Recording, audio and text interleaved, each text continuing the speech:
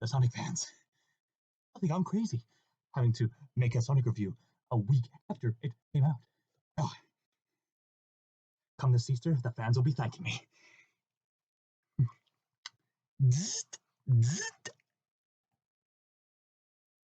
Allow me to clarify. Make a brief review for all of you movie-going people who may not be exactly Sonic fans. This movie is very formulaic, yet it does have its awesome moments, and Jim Carrey is absolutely hysterically brilliant and is often sinister at times. Sonic the Hedgehog can come across as a bit childish at first, but it actually going to make sense for his character, since you need to consider the fact that he was still a teenager at the time, and it has some brilliant Easter eggs for the Sonic fans who are dedicated to the entire franchise up until this film. And this film sets itself brilliantly for a sequel in the event that they are actually making a sequel. So overall, despite the fact that it's mediocre at best, I'd say this is a really good homage to the Sonic the Hedgehog franchise. Agent Stone? Viewer thinks you're basic. Trust me. As a hardcore Sonic fan, I'm going to treat you with all the Easter eggs that I've noticed. Prove to you that I'm a Sonic fan. Sonic Rush. Period. The collections. Multiple Sonic collections because some of them are on the PC that I'm using to record this footage. Sonic the Hedgehog, Sonic the Hedgehog 2, Sonic the Hedgehog 3, Sonic the Knuckles, Sonic CD. Sonic Labyrinth! But we don't speak of that. Yes, I like it, and I have the PlayStation 2 version. Which isn't as good. But I like the edginess. Yeah, I'm a big Sonic fan. As a Sonic fan, this movie already got my attention, and when the trailers came out, man, oh man, did that design look terrible. You know what I'm talking about, that very freaky look that Sonic used to have before they redesigned it. But Jim Carrey was still going to save the day, until the people making the movie literally updated it. Sonic looked more like, well, Sonic. Far less creepy, far more expressive. This film, I'm astounded at the amount of work that was been gone into the visuals. CGI or practical effects, like with some of Eggman's mechs. Very impressive to look at, and Sonic's new design is superbly fun to watch, especially with all the gags that happen throughout the movie. What is this movie all about? Well, basically, this is a reinterpretation of the origin story of Sonic the Hedgehog and his rival, Dr. Ivo Robotnik. It seems that this movie was made just for the Sonic fans. As it is, it's pretty much a standard by-the-numbers, safe family movie. Not that impressive. However, there is enough content to appease to Sonic fans like me and my friend who I saw the film with. They do bring up Morbius, the world which Sonic is set in. The reason why Sonic came to our world makes sense for Morbius to have the loop-de-loops after all. It kind of defines their culture, I guess. All travel to all these different worlds using these magic rings. Sonic has done a lot of world traveling. He's gone into magic books that go into fairy tales. Traveling. He's gone into rings before in some of the games in order to enter special stages, in order to harness the power of the magic Chaos Emeralds. So, in hindsight, this only makes this words are not working for math. This concept makes sense for this movie, and they expanded its creativity. World traveling device. Really liked. It made for some really creative scenarios. Why exactly did Sonic come into our world? Well, apparently he had no choice, because apparently in Morbius, he was apparently wanted because of his super speedy skills. He was raised by an owl named Longclaw, I think, and I think she's new to the Sonic canon. And for the Sonic fans, we were really pleased to see them attacked by certain people. Okay, not the fact that they were being attacked, that's kind of cruel, but the people who were attacking them really appealed to me. It was the Knuckles tribe from Sonic Adventure 1. That was awesome! the character of the Knuckles tribe, because in Sonic Adventure 1, they were highly suspicious of the Chow creature and the Chaos creature that guarded the magical, powerful Master Emerald, but Tikal tried to stop them. They couldn't let anyone get in their way, so that makes sense that they're hunting down Sonic as well. So the Owl Long Club opens up the ring portal to get Sonic to travel to Earth, and if Earth isn't safe for him anymore, he just travels to the Mushroom Planet, which is a reference to Mushroom Hill Zone. Did Sonic travel to different planets throughout the games? I mean, Mushroom Hill Zone is a separate planet from all the other places that Sonic had to go to. Other aspects, I think this is a separate canon from the games, but the fact that it was made for the fans, there's something intriguing about that from a Sonic fan's perspective. Later on, they hint that they're planning on making a potential sequel, and maybe, just maybe, it'll be a bit more ambitious. Maybe this was just them testing the waters, as it were. Going back to the film itself, Sonic runs off to the world and he's raised by himself, a sort of homeless yet wild and free creature as he roams about Montana in the town of Green Hills. Get it? Even have a few musical nods to Green Hill Zone here and there. Another musical nod I noticed when we're being introduced to Sonic in the Green Hill Zone, I noticed that the tune for Sonic Mania was used. You know, the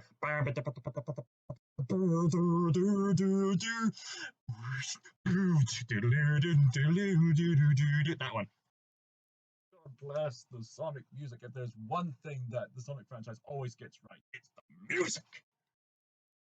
Living on his own, Sonic gets gradually more lonely, and yet he lives in a cave where he lives off some of the old things that people don't want anymore.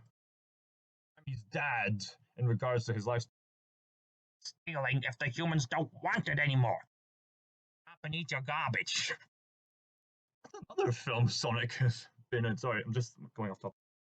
Thinking about this, Sonic has made an appearance in the Wreck-It Ralph movie. This is not his first film debut, people. May I remind you of that. This is his third film debut, technically speaking, I think. Kind of spies on everybody. He has his eye on this cop person who takes care of the town and his girlfriend. It's time to read Flash comics and do all these things. Things are working out fairly well for him. Pranking people, especially with the speed limit of the police officers, the speedometer. This old man hunter who's trying to hunt him down with all these traps, calling him the Blue Devil, and he's made a sketch of Sonic. And it's the Sonic meme. Sonic makes a turtle's day by carrying him and speeding through to make the turtle live the high life, as it were. It's good to know that one hedgehog as yourself is being a good shepherd of the earth. The only problem is Sonic gets really, really lonely, even though he can go so fast he can talk to himself multiple times, and he's done that with various sports. And one sport he tried was baseball, but he got upset with that too. So upset that he runs around in a circle to the point where he makes an electrical surge, which shuts down the whole town. This initiates the events of this film. The government notices this power cutout from Sonic, even though they don't know it's Sonic yet. By this supernatural superstition, they call in Dr. Ivo Robotnik to hunt down whatever it was that caused the power surge. And tries to use the power rings to escape to the Mushroom Planet, but unfortunately he's caught off guard by the police chief that he's known all his life. He shoots him with a tranquilizer gun and he accidentally drops his rings. Scenario where he looks at his t-shirt, thinks of San Francisco before tossing the ring, which is how the rings work. You think of the place before tossing it and going through it. He loses his rings up the top of a tower in San Francisco. Yeah, it's a bloody road trip to San Francisco. So as fast as Sonic can go, he has no idea where San Francisco is. Holding up an ultimate showdown between Sonic and Robotnik. And now, the part I've been waiting for. Robotnik, played by Jim Carrey. Even if this film was going to be terrible, he just chews up every scene he's in. I've heard, Jim Carrey had a lot of ideas for Robotnik's backstory, so he really did bring a lot into the character as well as his Jim Carrey mannerisms. Watching the film, I can bizarrely agree that this is a very suitable backstory for Dr. Robotnik as well as Sonic. Separate canonically from the games, then I guess it's like Heath Ledger was to Mark Hamill in Joker terms, I guess. Really funny being played by hammy over the top Jim Carrey, but he can be surprisingly sinister at times. You can definitely sense this sociopathic nature to him, which has yet to be fully realized when he becomes Dr. Eggman. Really sense, yeah, this is definitely how a younger Robotnik would probably be. It's hard for him to be in a more black suit, as if, in Jim Carrey's terms, he was a typical villain who put the woman on the railway track twirling his mustache. See him in that red flight suit, and it makes more sense. People make fun of him, making it seem like he's going to Comic Con. He says, "This is a flight suit, mind you." When he's talking about that time he beat a bully by making him eat less and less. I think it's hard to describe. I think I should let Jim Carrey himself describe it. Very dominant nature over people and how intelligent he is. Like, he pokes fun at people that he managed to come up with some blueprints or whatever right at the same time when another character was having breastfeeding. That's how smart he is. It's great to have goofy Jim Carrey back with his over-the-top acting and some scenes that had me hysterically laughing, like his first reaction to seeing Sonic, which I probably won't spoil in case you haven't seen it, and one scene when he's setting up technology that's fast enough to keep up with Sonic. He's waiting for it to download or something, and he's just dancing in his lab. It shuts down midway, and then he just turns it back on slowly, and then he just carries on dancing, and then he pretends he's skiing, and then he pretends he's being chased by a T-Rex, and then he pretends he's got his head cut off and keeps dancing. It's crazy. Absolutely crazy. Personifying this mad genius with to try to be like God in his lab. And just like Eggman in the Sonic games, he can be sinister and funny simultaneously. There's a scene where he's talking to Agent Stone, and then he says to Stone, Stone, could you pin yourself against the wall, please? Stone goes like, and then Robot goes, this would be a scene where he went, but he just asked him to pin himself against the wall, and he just goes, I will find it one way or another. Favorite lines from him in the movie, kind of relate to actually. Has Sonic and his friends cornered on top of the San Francisco Tower. Oh, you'll never beat me, Eggman. Ah, confidence. A fool's alternative for intelligence. Just like in Sonic Adventure 1, Sonic calls Robotnik Eggman as a way to taunt him. In the movie, his droids happen to look like flying eggs. And in Sonic Adventure 1, Sonic made fun of him by calling him Eggman for the first time when he was just shaped like an egg. Thanks to Sonic's personality, since he called the cop Donut Lord. The origins of his fascination with chili dogs, in terms of Sonic rather. Sonic's first fight with the mech, which is really cool to see Sonic charge against all his might against the mech. But there's something really authentic about the way Sonic charges against Eggman's mechs and having the authentic sound effects like boom, boom, oh, ah. Really creative chase scenes. Sonic has the ability to go super fast, and Eggman starts developing the ability to make technology to keep up with Sonic. Epic showdown where Sonic banishes Eggman into the Mushroom Planet himself. Who cares? Really predictable, which is kind of a downfall of this movie.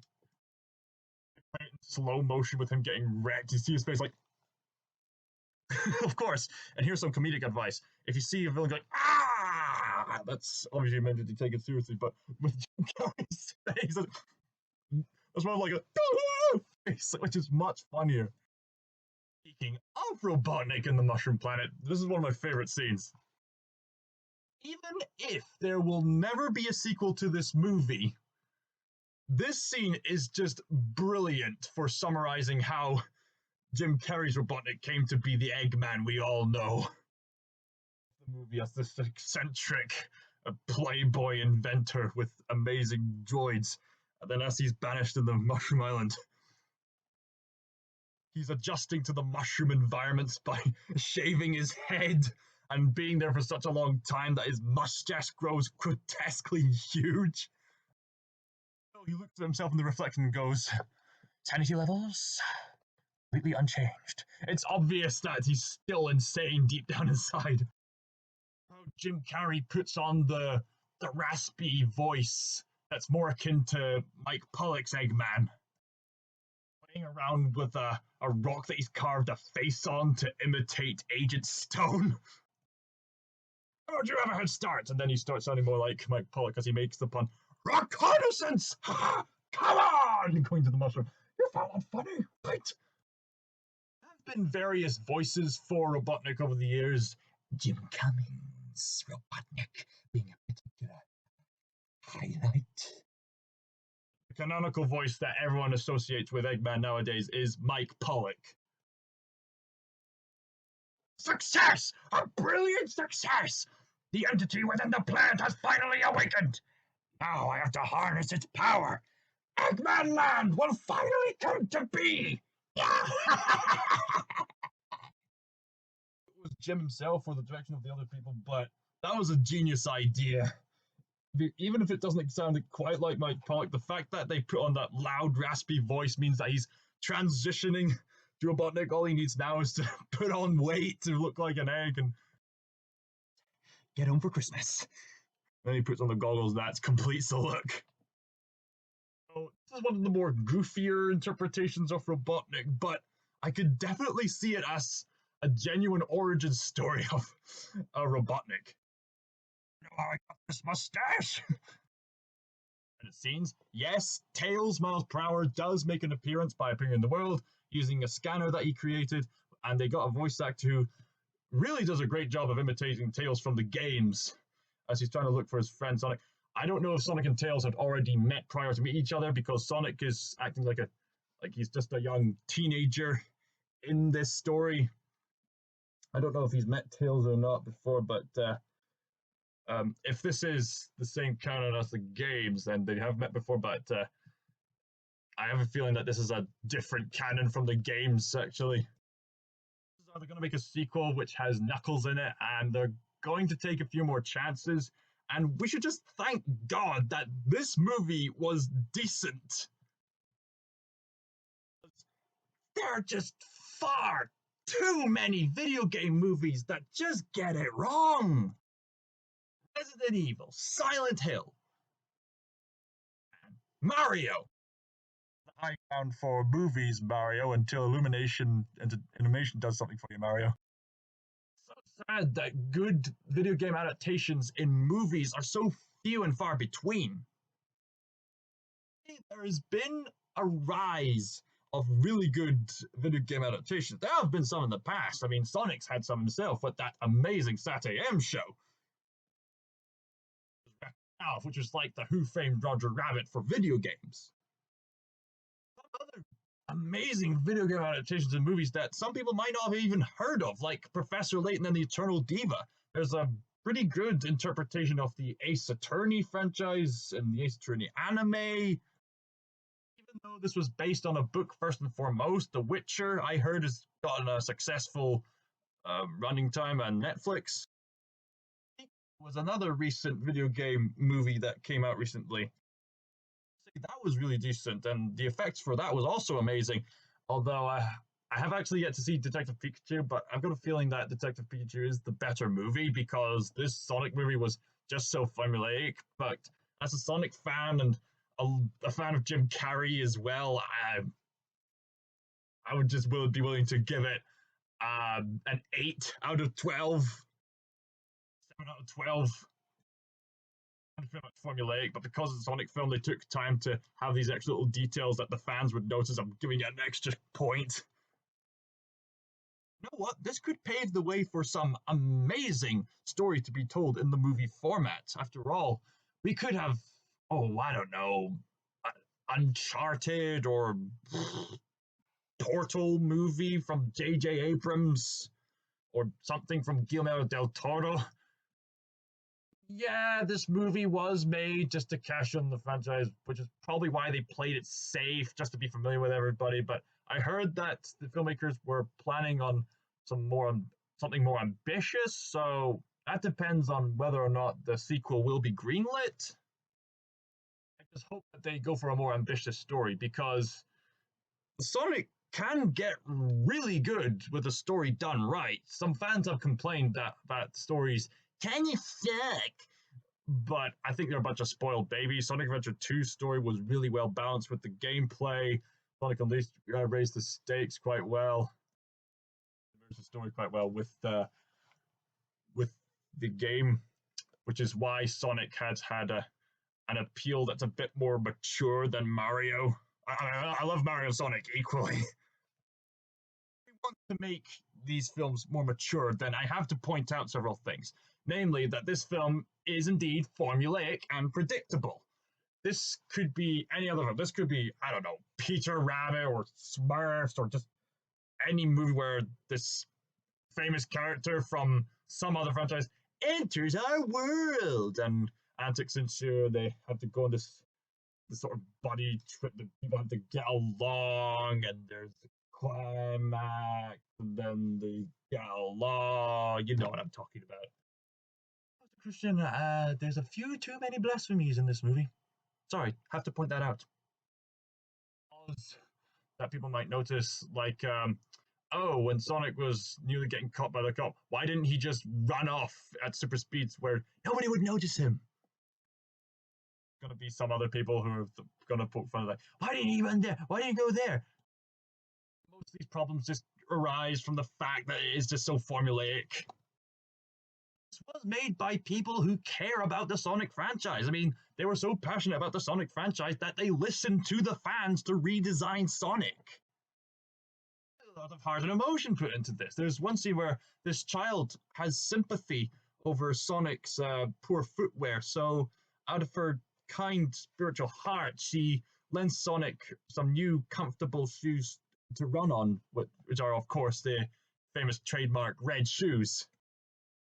Troy Baker and Roger Craig Smith got together to make. Mind you, I met Troy Baker. That's in one scene in particular. There's these Quicksilver and Days of Future Past style slow motion scenes where Sonic is so fast he can uh, fix any situation in a funny way. It's brilliantly inventive. Brilliant tags over how fast he is. Like the cop tells him, "Do everything in this hotel that'll entertain you." There, done. World's biggest rubber band. Can we go there? No, we are not going there. We've got the ping pong ball merchandise. There's a gift shop. It was decent.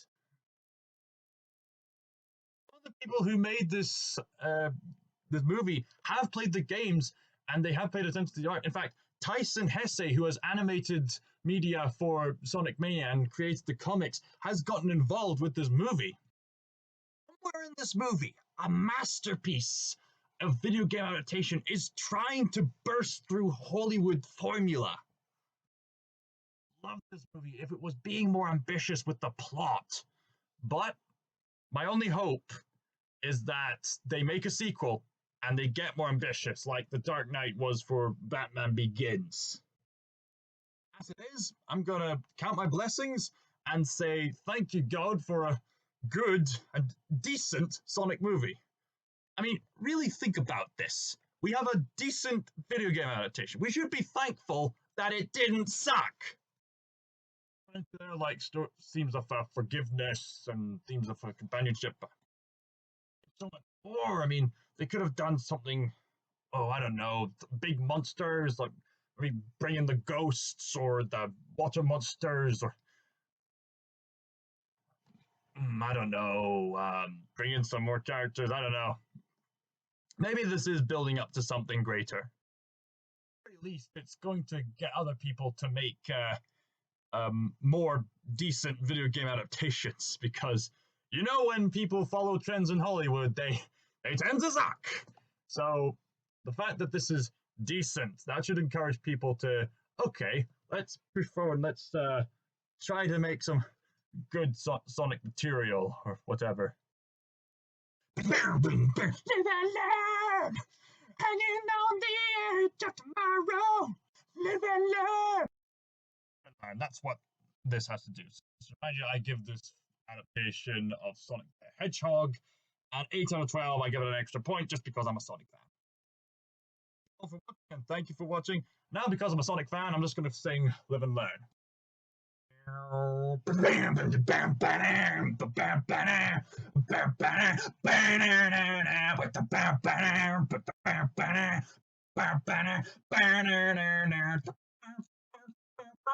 Can feel life moving through your mind. Ooh, just like you came out for more. Yeah, can feel it slipping down your spine. Ooh, you try to ignore. Yeah, but you can hardly swallow your tears and bear. When you can't help but